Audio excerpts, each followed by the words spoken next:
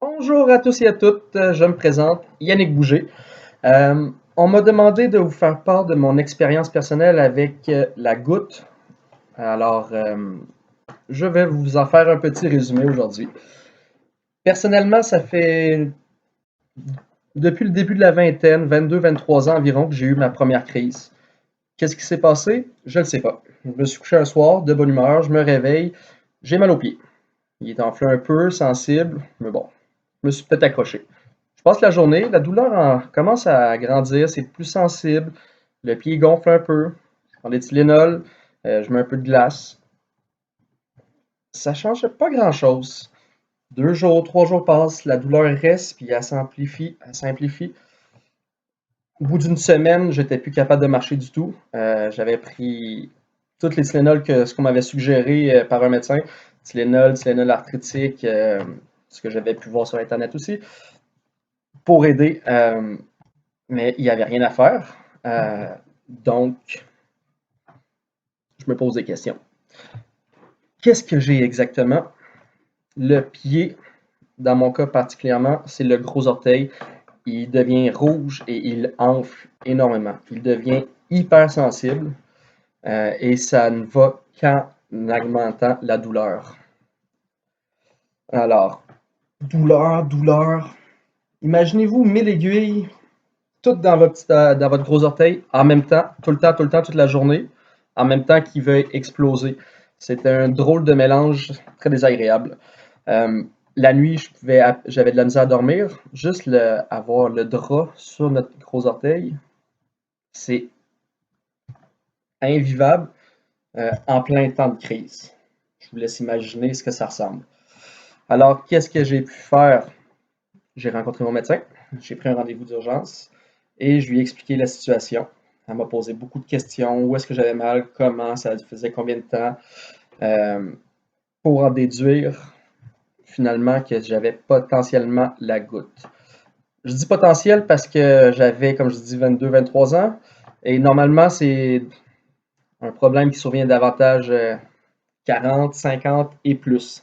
C'est plus pour les ouais, plus vieux. Euh, J'y ai fait part que mon père l'avait. Et c'est là qu'elle m'a dit hérédité, c'est normal, c'est un des facteurs. Alors là, elle me croyait un peu plus. Qu'est-ce que j'ai dû faire? Elle m'a envoyé à l'hôpital pour faire des prises de sang, pour prendre une radiographie de mon pied, plus précisément de mon gros orteil. Et elle voulait aussi avoir une piqûre dans mon gros orteil pour aller chercher des cristaux d'acide urique. Euh, mais pour ça, c'est difficile parce qu'il faut y aller durant la crise. Et pendant une crise, c'est tellement douloureux, comme je vous l'ai dit, le drap, ça fait mal. Imaginez une aiguille pour aller chercher une substance à l'intérieur. Ça fait très mal. C'est pas long, mais ça fait très mal. Après avoir reçu les résultats, elle a pu confirmer que j'avais bien un acide urique très élevé, plus que la moyenne. J'avais l'hypertension assez élevée à ce moment-là. Euh, Plusieurs facteurs qui a déduit effectivement que c'était une des choses. Qu'est-ce que j'ai dû faire? Elle m'a suggéré d'aller prendre comme médicament la colchicine. La colchicine, c'est un anti-inflammatoire. Ça arrête la douleur. Ça ne veut pas dire que le mal n'est pas là, il est parti, il est toujours là, mais j'avais beaucoup moins mal. Si on se traite dès le début d'une crise, quand on est habitué d'en avoir, on les détecte, plus vite on prend la colchicine sur la base régulière, techniquement jusqu'à 2 semaines normalement, la douleur part relativement vite et la crise quitte très rapidement.